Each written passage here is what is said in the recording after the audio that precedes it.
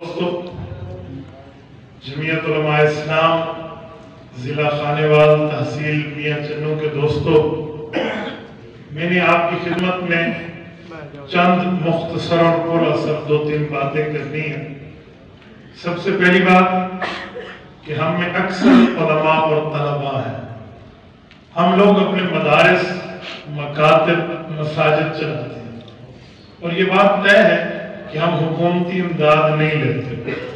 ہم حکومتی امداد کے بجائے عوامی چندہ پر، پبلکلی ڈونیشن پر اعتماد زیادہ کرتے ہیں۔ تو میں یہ سوال کرتا ہوں خصوصاً پنجاب کے علماء سے، آپ لوگوں سے، کہ آپ لوگ اپنے مدارس کے لیے چندہ اکٹھا کر لیتے ہیں، اپنے مدارس کے لیے آپ فنڈ اکٹھا کر لیتے ہیں، آپ جمعیت علماء کے لیے ووٹ اکٹھے کیوں نہیں کرتے ہیں؟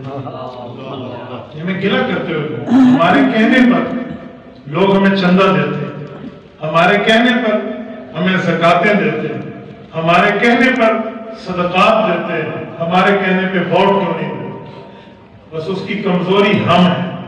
ہم نے انہیں چندے کے فضائل دیے ہیں، صدقات کے فضائل دیے ہیں، زکات کا مصرف سمجھایا ہے، جمعیت علماء کا کاز نہیں سمجھایا۔ آپ ناراض نہ ہوں، اپنوں میں بیٹھ کے بندہ گلہ کرتا ہے۔ مجھے پنجاب میں جہاں بھی گفتگو کا موقع ملے میں انہیں کہتا ہوں، آج حال یہ ہے کہ بندہ کوئی بات کرے نا تو ہمارے حضرات میں ایک جلسے میں تھا، ایک بہت بڑے ادارے میں، آپ میں نام نہیں لیتا، گفتگو میں ایک عالم دین نے بات کر دی تو دوسرے عالم دین نے کہا کہ آپ سیاسی بیان دے رہے ہیں۔ میں نے اپنے گفتگو میں انہیں کہا کہ جب ہمارا طرز عمل یہ ہوگا کہ ہم تنزیہ بات کو سیاسی بات کہیں گے تو بتائیں سیاسی عالم کی حیثیت کیا رہ جائے گی؟ ہم عوام کو ذہن یہ دے رہے ہیں کہ سیاسی بات جو ہوتی ہے وہ جھوٹی بات ہوتی ہے، حالانکہ سیاست جھوٹ کا نام نہیں ہے، جھوٹے سیاستدان بن گئے ہیں۔ حکیم الامت حضرت تھانوی رحمۃ اللہ علیہ سے کسی نے کہا کہ حضرت نمازی جوتے چور بن گئے ہیں۔ حضرت نے فرمایا آپ لفظ درست کرو، جوتے چوروں نے نمازیوں کی شکل اختیار کر لی ہے، نمازی جوتے چور نہیں بنے۔ بس ہماری غلطی یہ ہے کہ ہم نے غلط کاروں کی جھوٹی سیاست کو اصلی سیاست کہتے ہیں، یوں نہیں ہے۔ صحیح مسلم میں کتاب الامارہ میں حدیث پاک موجود ہے، رسول اکرم صلی اللہ علیہ وسلم کی حدیث پاک، اور یہی صحیح بخاری جلد نمبر 1 کتاب الانبیاء میں ہے۔ حضرت ابو ہریرہ، حضرت عبد الرحمن بن صخر رضی اللہ عنہ راوی ہیں، اللہ کے رسول نے فرمایا کانت بنو اسرائیل تسوسهم الانبیاء کلما ہلک نبی خلفه آخر وانه لا نبی بعدی فسيبعدی خلفاء فیکثرون۔ حضور صلی اللہ علیہ وسلم نے فرمایا کہ انبیاء کرام بنی اسرائیل والے سیاست کا انتظام بھی سنبھالتے تھے، وہاں سے چلا ہے، اور میں آخری نبی ہوں، یعنی نبیوں میں آخری سیاستدان ہوں، میرے بعد میرے خلفاء آئیں گے اور کئی آئیں گے۔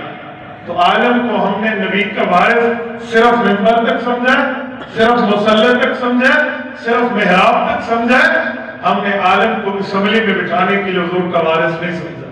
یہ ہم ذہنیت دیتے نا تو پنجاب کی عوام کبھی بانج نہ ہوتی، پنجاب میں ہمیں ووٹ ملنے کے اوپر ٹھٹھا اور مذاق نہ ہوتا۔ اور میں ایک بات کرتا ہوں، ہمارے علماء میں کوئی بندہ جب ممبر پر بیٹھ کر بات کرتا ہے تو عوام یہ کہتی ہے کہ آپ ممبر پر سیاست کرتے ہیں۔ میں جمعے میں ایک بات پر گفتگو کر رہا تھا، حضرت 2018 کے الیکشن والی اپنی اسی سال کی، میرے جمعے کے مقتدی ہیں، وہ ایس پی ریٹائر ہیں، وہ جمعے میں کھڑے ہو کر مجھے کہتے ہیں مفتی صاحب آپ ممبر پہ سیاست کرتے ہیں؟ تو میں نے کہا جی ہاں ممبر پہ کرتا ہوں۔ کہتے ہیں ممبر سیاست کے لیے نہیں ہے۔ میں نے کہا آپ کو کس نے کہا ممبر سیاست کے لیے نہیں ہے؟ ریل پٹڑی پہ چلتی ہے، گاڑی موٹر وے پہ چلتی ہے، پانی پہ نہیں چلتی، اور ریل موٹر وے پہ نہیں چلتی۔ نبی کی وراثت ممبر ہے اور سیاست نبی کی وراثت ہے، میں ممبر پہ کروں گا، سینما میں تو نہیں کروں گا۔ سبحان اللہ! یہ جملہ آپ دیں گے عوام کو تو بات بنے گی۔ یقین مانے میں نے وہاں پر گفتگو کی تو نوجوان میں سے اچھا سیاست حضور کی وراثت ہے، ہم نے نہیں سمجھایا، ہم نے پیغام نہیں دیا، تو یہ بڑی غلط بات ہے۔ نمبر 1۔ نمبر 2، دوسری بات یہ ہے آپ داخلی طور پر، ضلعی طور پر، علاقائی طور پر کسی فتنے سے آپ کا ٹکراؤ ہے، کوئی مسئلہ ہے تو ہونے دیں، لیکن ہمارے اکابرین، ہمارے بڑے وفاق المدارس، جمعیت علماء اسلام اگر کسی فطرے سے اتحاد کرتے ہیں، اس سے اکٹھے ہوتے ہیں، تو ہمیں اپنے علاقائی مسئلے کو اٹھا کر اکابرین کے طرز عمل پہ بک بک نہیں کرنی چاہیے۔ یہ بات ذہن میں رکھیں، ہم چھوٹے ہیں، ہم نیچے ٹھہرے ہیں، ہمارے بزرگ بڑے ہیں، وہ بلندی پر ٹھہرے ہیں، چوٹی پہ ٹھہرنے والے کو پتا ہوتا ہے دور کے معاملات کیا ہے، یہ غریبی کو پتا نہیں ہوتا جو نیچے ٹھہرے۔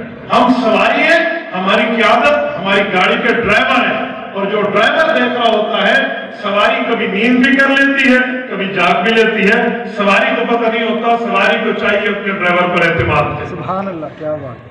تو ابھی میں ایک جگہ بات کر رہا تھا کہ ابھی راستے میں آتے ہوئے تو ہمارے دوست نے مجھے کہا کہ مولانا میں ایک پرچی دوں گا، آپ جواب دیں۔ پرچی کیا تھی؟ پرچی یہ تھی کہ آپ مولانا فضل الرحمان کی بات کرتے ہیں تو ہمیں مولانا کی پگڑی پہ اعتراض نہیں ہے، داڑھی پہ اعتراض نہیں ہے، حضرت مولانا کے باقی معاملات پہ اعتراض نہیں ہے، لیکن یہ چوروں کے وکیل بنے ہوئے، مسئلہ یہ ہے۔ تو وہ کہنے لگے کہ ہم اپنے حضرات پہ بات کیسے بتائیں؟ میں نے کہا انہیں پوچھا کہ چور کیسے کہتے ہیں؟ بتاؤ چور کا مطلب۔ ہم کسی کے وکیل نہیں ہیں، لیکن میں ایک بات کرتا ہوں، چور کا مطلب کہ چور کا ساتھی ہے کیا؟ وہ کہنے لگے کہ زرداری نواز شریف کے چور ہے تو چوروں کا ساتھ دیا ہوا ہے۔ تو میں نے کہا اگر زرداری چور ہے، اس کا ساتھ دینے والا چور ہے، تو آپ اپنے خان صاحب کے لیے کیا بات رکھتے ہیں؟ یہ جو اتحاد ہوا تھا سلیم مانڈری والے سے اور صادق سجرانی سے وہ سینٹ کے الیکشن میں، تو وہ کس کے ساتھ تھا؟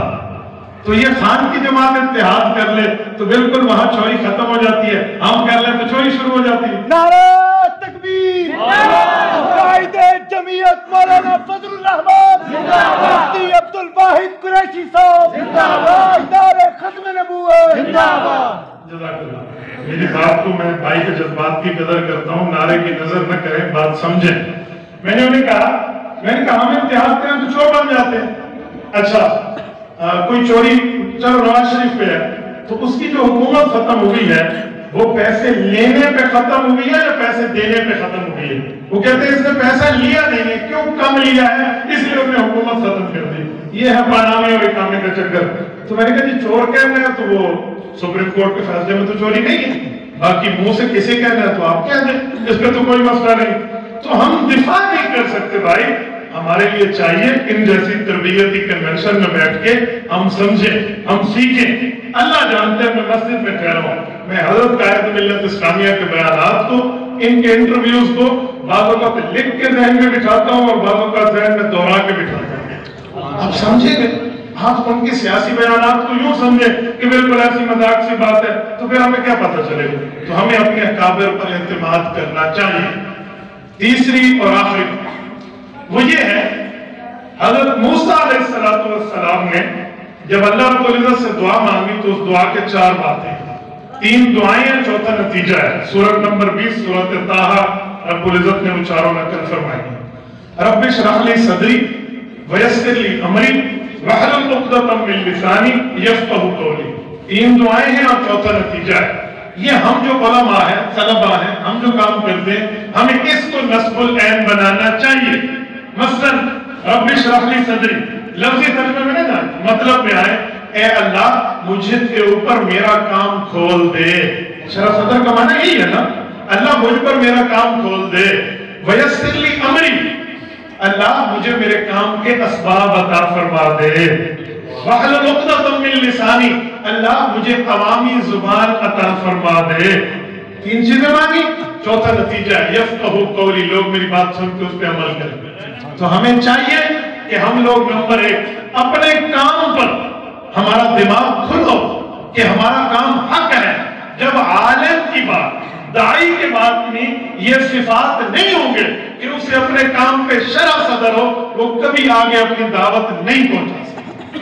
میں اور تو نہیں، مولانا محمد خان عثمانی دامت برکاتہم ہمارے محترم اور مخدوم ہیں اوگی ضلع مانسہرہ سے، ان کی کتابوں کو آپ سامنے رکھ لیں، ان کتب سے آپ تھوڑا بہت جمعیت کی تاریخ کا استفادہ کر لیں تو میرے خیال میں آپ کو اپنے موقف پہ شرح صدر میں کوئی کمی نہیں رہے گی۔ تو آپ ان حضرات کو سمجھیں، ذرا دیکھیں تو اس طرح پیش کریں تو پھر آپ بڑے آسانی سے پیش کر سکتے ہیں، آپ کو آپ کی دعوت پہ شرح صدر ہوگا۔ نمبر 2 ویسر لی امری، اللہ مجھے اسباب عطا فرما، میرے کام کو آسان کر، مراد ہے اسباب۔ اسباب میں سب سے بڑا سبب اس دور کا میڈیا ہے۔ ہم حلال اور حرام کے چکر میں پڑے ہوئے ہیں، جی تصویر حلال ہے نہیں، ڈیجیٹل حرام ہے نہیں، آئی ڈی بنانی چاہیے جی نہیں بنانی چاہیے۔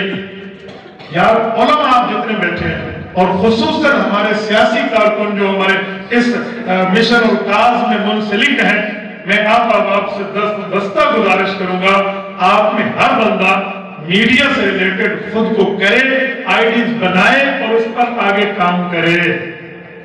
آپ کے ذہن میں آئے گا جی وہاں تو لڑکیاں ہیں جی عورتیں نظر آتی ہیں، بے پردگی ہوتی ہے، اچھا ٹھیک ہے، پھر بازار جانا بند کر دو، وہاں بھی عورتیں ہوتی ہیں، مارکیٹ جانا بند کر دو، وہاں بھی بد نظری ہوتی ہے، تو ادھر آپ یغض ابصارہم پہ عمل کر سکتے ہیں تو آئی ڈی میں آپ کیوں نہیں کر سکتے؟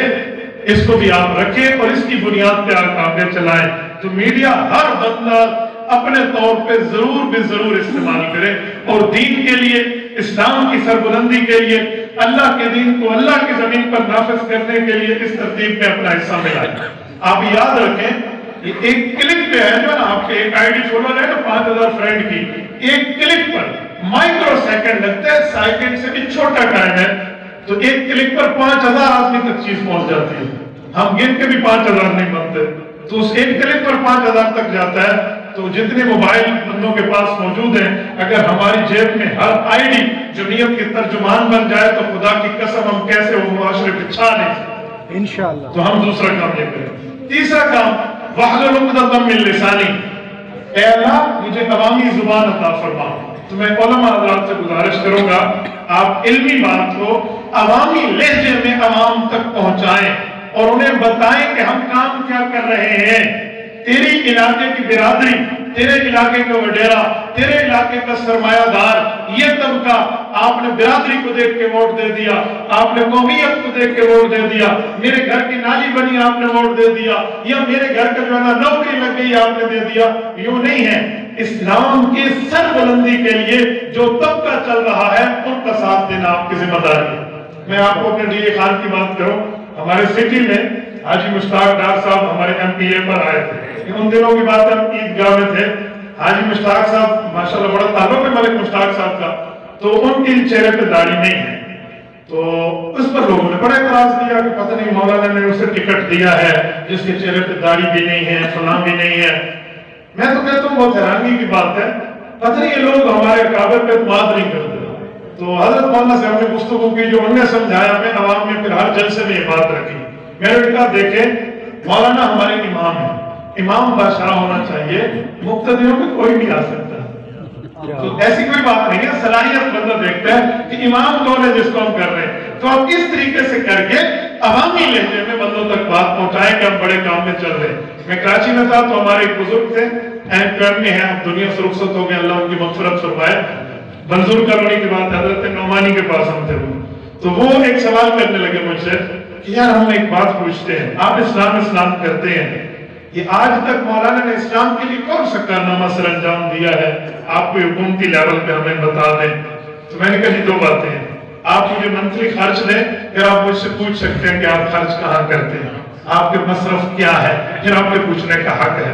مجھے یہ بتاؤ، آپ نے کراچی والوں نے مولانا کو ووٹ کتنے دیے جو آپ پوچھتے ہو کہ اس نے کیا گیا، آپ نے کتنے دیے، آپ کو پوچھنے کا حق نہیں۔ لیکن ایز اے اسلامی برادر مسلمانی کے طور پہ میں تمہیں کہتا ہوں کہ دیکھو جب جنگل کاٹنا ہو نا تو پھر چھری سے کام نہیں چلتا، بڑے بڑے کٹر کے آلات چاہیے۔ یہاں 10 MLA کے بھیجتے ہو کہ وہاں تھرڈ کا مقابلہ کر کے آئے، بابا وہاں مقابلہ اتنا ہی ہو سکتا ہے کہ کوئی خلاف اسلام بل آئے گا تو یہ حضرات رکاوٹ بن جائے گا۔ سبحان اللہ۔ اور میں خدا کی قسم کھا کے کہتا ہوں، حضرت مولانا موجود ہیں، حضرت مفتی محمود رحمت اللہ علیہ کی نشانی ہے، منہ پہ بات کرتا نہیں چاہ رہا تھا لیکن جو بات ہے میں کھل کے کرتا ہوں، ناراض نہ ہونا۔ ہمارے جتنے شیوخ الحدیث مجھ سے میں بھی بخاری کا درس لیتا ہوں، مستقل طور پہ ہمارے دروس بخاری اپنی جگہ اور اس شخص کی سینٹ میں ایک گفتگو اپنی جگہ۔ سبحان اللہ۔ اللہ کے رسول نے محدث کے لیے نہیں فرمایا افضل جہاد کلمۃ حق من سلطان جائر، یہ اس کے لیے فرمایا جو یہ جنگ لڑ رہا ہو۔ تو میرے دوستو یہ چیزیں آپ عوام کو بتائیں، یہ بتائیں گے تو بات کریں۔ یاد رکھیں مارکیٹنگ کا اصول یہ ہے کہ آپ نے کوئی چیز سیل کرنی ہے تو کسی بندے کو اتنا کانسیپٹ دے دو کہ وہ سمجھے کہ میں خریدوں گا تو میرا فائدہ ہے، چھوڑوں گا تو میرا نقصان ہے۔ اور اگر آپ نے یوں نہیں ہے نا، کیونکہ میں یوں بھی خرید لے، یہ بھی خرید لے، یہ بھی خرید لے، کوئی نہیں خریدے گا، تو ہم اسلام کے مارکیٹنگ ایجنٹ ہیں۔ ہم نے بھی وہ زبان دینی ہے لوگوں کو، وہ بات سمجھانی ہے جس سے اگلا اس بات پہ مجبور ہو جائے کہ میں نے ان کا ساتھ دینا ہے تو ٹھیک ہے، نہیں تو میری دنیا آخرت کا نقصان ہے۔ یہ 3 باتیں میں نے آپ کے سامنے کی ہیں، اگر غلط ہے تو اللہ تصحیح فرما دے، اگر ٹھیک ہے تو اللہ قبول فرمائے۔ اقول قولی ھذا واستغفر اللہ وآخر دعوانا